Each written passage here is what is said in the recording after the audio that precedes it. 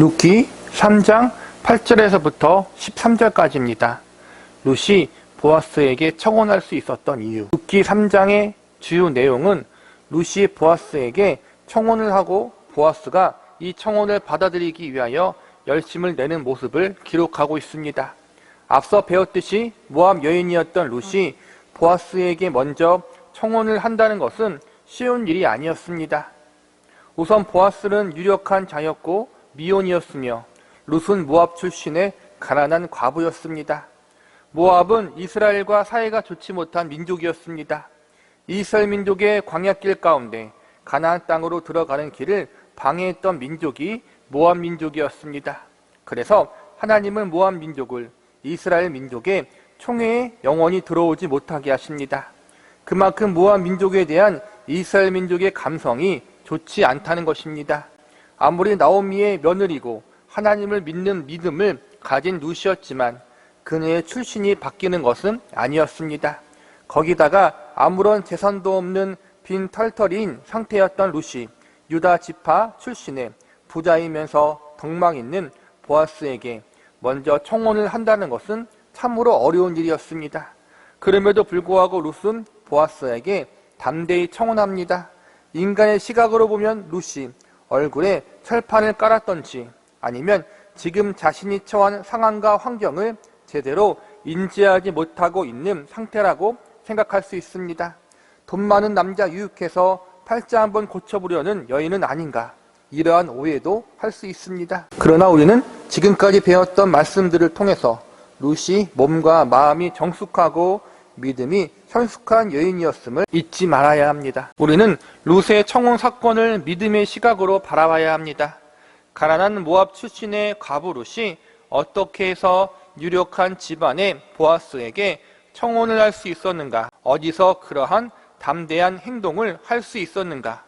결론부터 말씀드리자면 룻은 하나님에 대한 굳건한 믿음과 신뢰를 가지고 있었습니다. 그래서 룻이 담대하게 보아스에게 청혼할 수가 있었던 것입니다. 우리는 오늘 룻이 보아스에게 청혼한 사건을 통해서 룻이 하나님을 어떻게 신뢰하고 있었는지에 대해서 살펴보는 시간을 가져보도록 하겠습니다. 첫 번째로 말씀을 통하여 하나님이 신실하신 분이라는 사실을 믿었습니다. 룻은 이방 여인이었지만 하나님 말씀에 대해서 잘 알고 있었던 사람이었습니다. 룻은 처음부터 하나님 말씀을 잘 알고 있던 사람은 아니었을 것입니다. 아마 룻은 나오미를 통해서 하나씩 하나님 말씀에 대해서 듣고 배웠을 것입니다. 그래서 룻기 2장에 보면 낯선 땅임에도 불구하고 룻은 가난한 자들을 위하여 제정하신 하나님의 말씀의 법을 의지하여 이삭을 주우러 나설 수가 있었던 것입니다. 말씀을 통해서 하나님이 가난한 자들, 특히 과부들을 긍휼하게 여기고 계시다는 사실을 룻은 알게 되었던 것입니다. 당장 먹고 살 길이 막막했던 그 상황에서 하나님이 자신과 같은 가난한 자들을 외면하지 않으시고 긍휼히 여기고 계시는 하나님이심을 알았을 때 룻은 많은 위로를 경험했을 것입니다. 룻도 사람인지라 조상 때부터 대대로 섬겼던 모압의 신들과 우상들을 뒤로하고 이스라엘의 하나님을 섬기기로 결정했을 때 많은 고민과 걱정이 있었을 것입니다. 원래 모압 민족이나 다른 나라들은 자신들이 중점적으로 믿는 신도 있고 부가적으로 다른 여러 신들을 함께 섬깁니다. 다양한 여러 신들을 섬기기 때문에 이러한 신앙을 다신교라고 부릅니다. 그런데 하나님을 믿는 신앙은 다른 신을 함께 섬기는 것을 철저하게 배격합니다. 하나님 한 분만 섬기고 경배해야지 하나님과 다른 신을 겸해서 함께 섬길 수가 없는 것입니다. 고대 사회에서는 자신들을 믿는 신을 바꾼다는 것이 쉬운 일이 아니었을 것입니다. 자신이 모압 민족을 뒤로하고 그들이 섬기는 신들을 모두 거절하고 이스라엘의 하나님을 믿는다고 했는데 굶어 죽으면 어떻게 하나? 괜히 하나님 믿는다고 했다가 인생이 더 힘들어지면 어떻게 하나? 아마 이런 생각도 했을 것입니다. 그런데 감사하게도 하나님은 가난한 자들을 외면하지 않으시고 그들을 긍휼하게 여겨주시는 하나님이심을 말씀을 통해 알게 되었고 삶을 통해서 알아가게 됩니다. 모든 것을 버리고 하나님을 믿는 신앙을 선택한 것이 잘못된 것이 아니라는 사실, 자신이 믿는 하나님이 정말로 좋으신 분이라는 사실을 룻이 머리로만이 아니라 삶으로 경험하게 됩니다. 한 치 앞도 보장할 수 없는 암울하고 답답한 미래, 당장 먹고 살아갈 어떤 삶의 방편도 가지고 있지 못한 나오미와 룻의 마음의 심정이 어떠했겠습니까? 그러나 감사하게도 하나님은 자신들과 같은 가난한 가부들을 위하여 제정하신 법이 있다는 사실을 알게 되었고 이삭을 줄 수 있다는 희망을 듣게 됩니다. 그리고 그 말씀에 의지하여 나아갔을 때 하나님이 룻을 책임지시고 이끄시고 넉넉하게 이삭을 줄 수 있도록 인도하신 것을 경험합니다. 룻은 시어머니를 통해서 지식적으로 하나님이 어떠한 분인지 어느 정도 알고 있었을 것입니다. 그러나 모압 땅에서는 워낙 많은 고난을 당한 터라 하나님에 대해서 인격적으로 깊이 알아가고 경험하는 기회를 가지지 못했을 것입니다. 그런데 이제 베들레헴에 돌아와서 처음으로 하나님 말씀을 의지하여 나아가는 행동을 하게 됩니다. 그리고 하나님은 하나님 말씀을 의지하며 나아가는 룻을 외면하지 않으셨습니다. 이 사건을 통하여 룻은 하나님이 어떠한 분이신지 깊이 알아가는 계기가 되었을 것입니다. 룻이 이삭 죽기 사건을 통해서 하나님에 대해서 배운 사실은 크게 두 가지입니다. 하나는 가난한 자들을 긍휼하게 여기시는 좋으신 하나님이라는 사실을 말씀을 통해서 배웠을 것이고, 또 하나는 말씀만으로 끝나지 않고 룻의 발걸음을 잘 인도하사 좋은 사람을 만나 많은 이삭을 줍도록 섭리하신 은혜의 하나님에 대해서 배웠을 것입니다. 가난한 자들에게 이삭을 줄 수 있도록 하신 하나님은 법만 제정하신 것이 아니라 친히 가난하고 불쌍한 룻의 삶과 그의 발걸음을 주장하사 1년 동안 넉넉하게 먹고도 남을 양식을 얻을 수 있도록 섭리하셨습니다. 이 사건을 통해서 룻은 하나님이 말씀만 하시는 분이 아니라 친히 역사하시고 이루시는 분, 정말로 가난하고 불쌍한 자들을 외면하지 않으시는 분이라는 사실을 깊이 배우고 알게 되었을 것입니다. 본문 8절과 9절을 보시기 바랍니다. 밤중에 그가 놀라 몸을 돌이켜 본즉 한 여인이 자기 발치에 누워 있는지라. 이르되 너가 누구냐 하니 대답하되 나는 당신의 여종 룻이오니 당신의 옷자락을 펴 당신의 여종을 덮으소서. 이는 당신이 기업 물을 자가 됨이니이다 하니. 이 장면은 룻이 보아스에게 청혼하는 장면입니다. 여기서 보면 룻이 보아스에게 기업 물을 자에 대해서 말하고 있는 것을 볼 수 있습니다. 이삭 죽기를 통해 하나님이 말씀만 하시는 분이 아니라 살아계시고 어려운 자들을 그 말씀에 의지하여 살아갈 수 있고 그 말씀의 혜택을 받을 수 있도록 직접 개입하심을 룻은 경험했습니다. 그렇다면 기업 물을 자의 법 역시 하나님이 그 혜택이 필요한 불쌍한 자들이 그 말씀의 혜택을 받을 수 있도록 역사하실 것을 믿었던 것입니다. 이러한 믿음을 가지고 룻이 담대하게 보아스에게 청혼할 수가 있었던 것입니다. 두 번째로 룻은 지금까지 자신들을 인도하신 하나님이 선하신 섭리와 계획을 가지고 계시는 분이라는 사실을 믿었습니다. 룻이 가난한 자들이 이삭을 줄 수 있게 하신 하나님의 말씀을 통하여 말씀하신 하나님이 책임지신다라는 사실을 배울 수 있었습니다. 가난한 자들을 불쌍히 여기고 이삭을 죽게 하라. 이 말씀만 하시고 나머지는 알아서 하라는 식으로 방임하시는 분이 아닙니다. 이 말씀이 현실 가운데 정말로 필요한 이들이 이 말씀의 혜택을 받을 수 있도록 역사하시는 분이 바로 하나님이셨습니다. 그래서 룻은 이삭 죽기를 통해 1년 동안 넉넉히 먹을 수 있는 풍성한 양식을 얻을 수 있었습니다. 말씀을 제정하신 하나님이 말씀이 필요한 이에게 말씀이 유익이 되게 하고 혜택 받을 수 있도록 역사하신 것입니다. 여기서 룻은 말씀만 하시고 끝나는 하나님이 아니라 책임지시는 하나님이심을 알게 됩니다.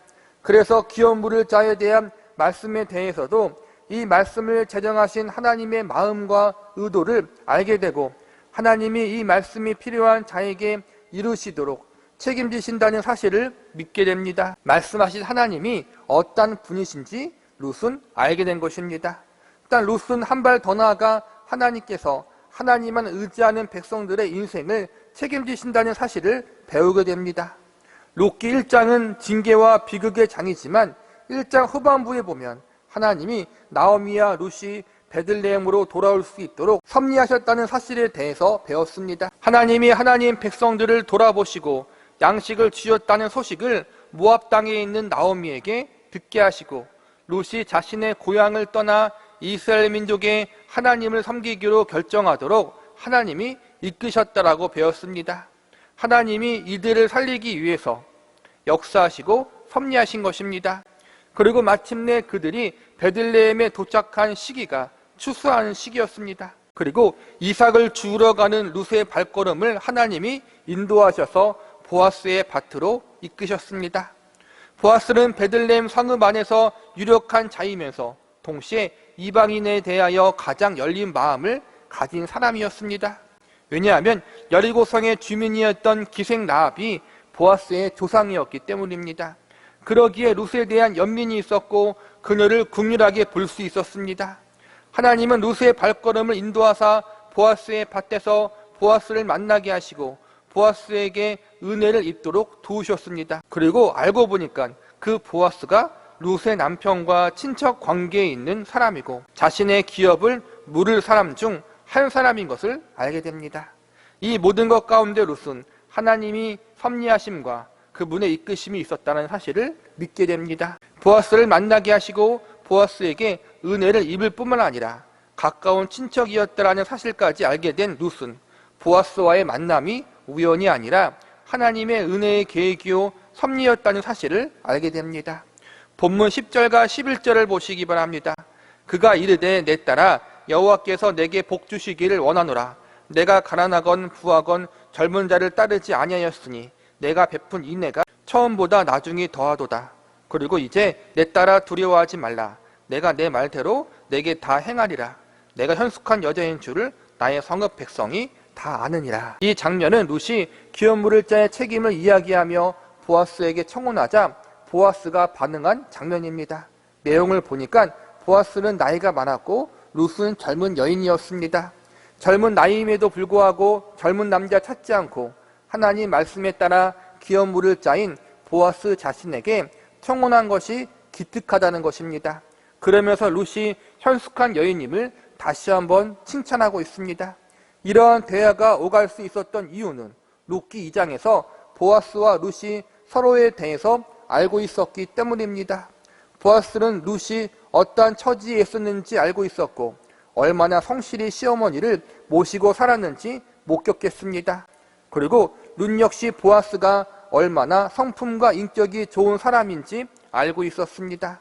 하나님은 이처럼 보아스와 룻이 서로에 대해서 어느 정도 알 수 있도록 두 사람의 만남을 미리 준비해 놓으시고 룻의 청혼이 전혀 어색하거나 말도 안 되는 소리로 들리지 않도록 섭리하고 계셨던 것입니다.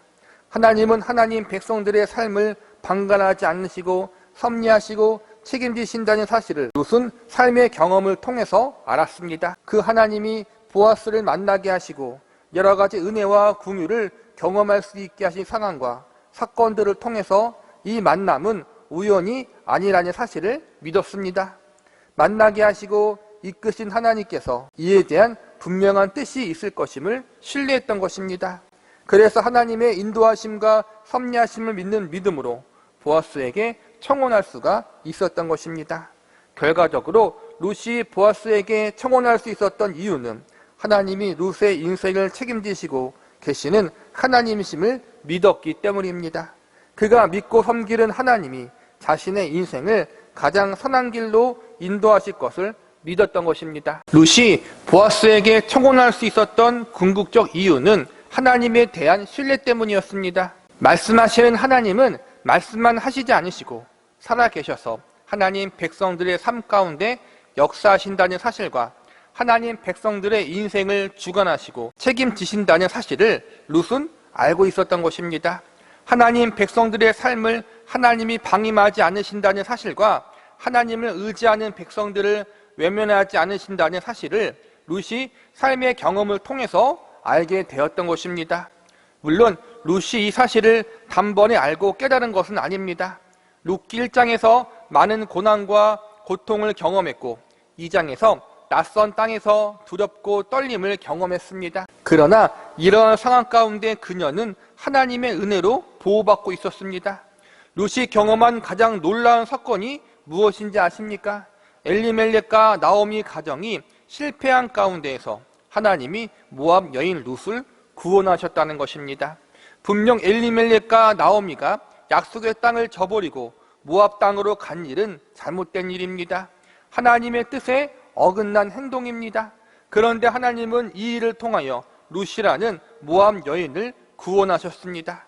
하나님은 이처럼 놀라우신 분이십니다. 인간의 실패와 잘못까지도 하나님은 합력하셔서 그분의 선을 이루시는 분이 바로 전지전능하신 하나님이십니다. 물론 그렇다고 해서 엘리멜렉과 나오미의 잘못이 정당화될 수는 없습니다. 어차피 하나님이 다 하시니까 우리는 아무렇게나 살아도 된다는 잘못된 생각을 해서는 결코 안 됩니다. 엘리멜렉과 나오미의 불순종이 얼마나 그 가정 안에서 큰 고통과 아픔을 가져왔는지 우리는 잊지 말아야 할 것입니다. 룻의 구원 사건을 통해서 우리가 배워야 하는 교훈은 인간의 실패와 불순종이 하나님의 구원의 계획과 그분의 뜻을 취소시키거나 방해할 수 없다는 것입니다.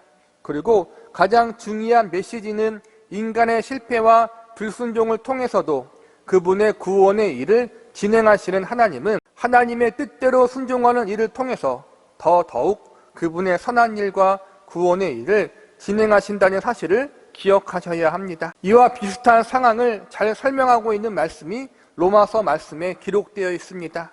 로마서 11장 11절과 12절 말씀인데 제가 읽어드리겠습니다. 그러므로 내가 말하노니 그들이 넘어지기까지 실족하였느냐? 그럴 수 없느니라. 그들이 넘어짐으로 구원이 이방인에게 이르러 이스라엘로 시기나게 함이라. 그들의 넘어짐이 세상의 풍성함이 되며 그들의 실패가 이방인의 풍성함이 되거든 하물며 그들의 충만함이리요. 여기서 보면 사도 바울이 이스라엘 민족이 예수님을 받아들이지 않고 복음을 거절했기 때문에 이방인들에게 복음이 전파될 수 있었던 계기가 되었다라고 말하고 있습니다. 즉 이스라엘의 실패가 이방인들에게 풍성함을 준 것입니다. 그런데 더 중요한 것은 이스라엘의 실패가 이방인들에게 풍성함이 되게 했기 때문에 정당하다고 가르치고 있지 않습니다. 오히려 반대로 이스라엘이 예수님과 복음을 거절하지 않고 하나님의 은혜 안에 더 풍성히 거했다면 이방인들에게 더욱 풍성함이 전달될 수 있었을 것이라고 가르치고 있습니다. 다시 말하면 하나님 앞에 불순종한 것을 우리는 결코 정당화할 수 없다는 것입니다. 오히려 우리가 잘못했고 불순종했음에도 불구하고 하나님이 우리를 멸망시키지 않으시고 합력하여 하나님의 선을 이룰 수 있도록 섭리하신 것에 감사해야 합니다. 나오미의 가정은 불순종으로 인해 많은 고난과 고통을 당했지만 하나님은 이들을 완전히 멸망시키지 않으시고 그 가운데서 룻이라는 모압 여인을 구원하셨습니다. 그리고 불순종의 자리에서 복음을 듣게 하시고 그들의 마음을 움직이셔서 하나님 앞에 회개하고 돌아올 수 있는 은혜를 내려주셨습니다. 룻이 이 사실을 인생의 여러 사건과 고난들을 통해서 배우게 된 것입니다. 오늘날 우리에게도 하나님은 이러한 사실들을 알게 하시고 배워나가기를 기대하고 계십니다. 인생의 모든 사건과 경험들을 통해서 인생의 한숨과 눈물을 통해서 하나님이 어떤 분이신지 알아가고 그 하나님이 내 인생을 붙들고 있고 이끌어가고 계시다는 사실을 알아가기를 원하고 계십니다. 하나님이 붙드시고 이끌어가는 인생이라고 해서 고통이나 고난이 없는 것은 아닙니다. 때론 눈물의 골짜기를 지나가야 할 때도 있고 인생의 큰 풍랑과 태풍 같은 고난도 경험할 수도 있습니다. 한 치 앞도 알 수 없는 불안하고 두려운 미래를 직면할 때도 있습니다. 나오미와 룻처럼 재산을 잃어버리고 사랑하는 가족을 먼저 떠나보내는 아픔을 경험할 수도 있습니다. 그러나 중요한 것은 이 가운데 하나님이 함께하고 계시고 우리의 삶을 붙들고 있다는 것입니다. 하나님은 우리가 잘 나가고 성공할 때만 함께하시고 우리 인생을 이끄시는 것이 아니라 그러지 못할 때도 우리의 삶을 책임지시고 이끌어 가신다는 사실을 우리에게 가르쳐 주시기를 원하고 계십니다. 룻은 형통할 때나 혹은 성공할 때 그때 하나님을 깊이 만나고 알아가지 않았습니다. 반대로 고통과 고난 중에 인생의 최악의 자리에서 하나님을 깊이 만나고 알아갔습니다. 우리도 마찬가지입니다. 환영할 수 없는 고통의 문제들이 우리 인생 가운데 있지만 하나님은 그 고통의 문제가 낭비되어지거나 헛된 것이 되지 않도록 그 경험들이 우리에게 유익이 될 수 있도록 섭리하여 주십니다. 그래서 결국 하나님만이 나의 인생의 참 주인이요 우리의 운명을 책임지시는 분임을 알게 하십니다. 머리로만 지식으로만 알았던 하나님을 삶으로 깊이 알게 하시고 그러므로 그 하나님을 온전히 신뢰하는 자리로 우리를 이끌어 가십니다. 룻이 그랬던 것처럼 우리도 그렇게 인도하십니다. 아무것도 가진 것이 없고 내세울 만한 그 어떠한 자랑도 없었던 룻이지만 하나님을 신뢰함으로 담대히 보아스에게 청혼할 수가 있었습니다. 청혼이 중요한 것이 아니라 룻이 그만큼 하나님을 신뢰하는 자리에 있었다는 것이 중요합니다. 우리 역시 만만치 않은 인생을 살아가고 있습니다. 여기저기 우리 삶의 주변에 문제들도 많고 고통들도 많습니다.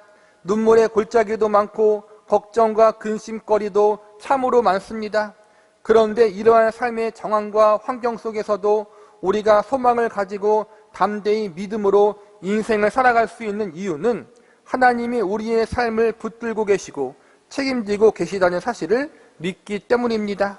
룻처럼 우리 역시 우리 삶의 모든 사건들과 환경들을 통해서 내 인생을 붙드시고 이끌어 가시는 하나님, 내 삶을 책임지시는 하나님을 깊이 알아가고 만남으로 그 하나님을 더욱 온전히 신뢰하는 자리로 나아갈 수 있는 은혜가 넘치기를 간절히 기도합니다.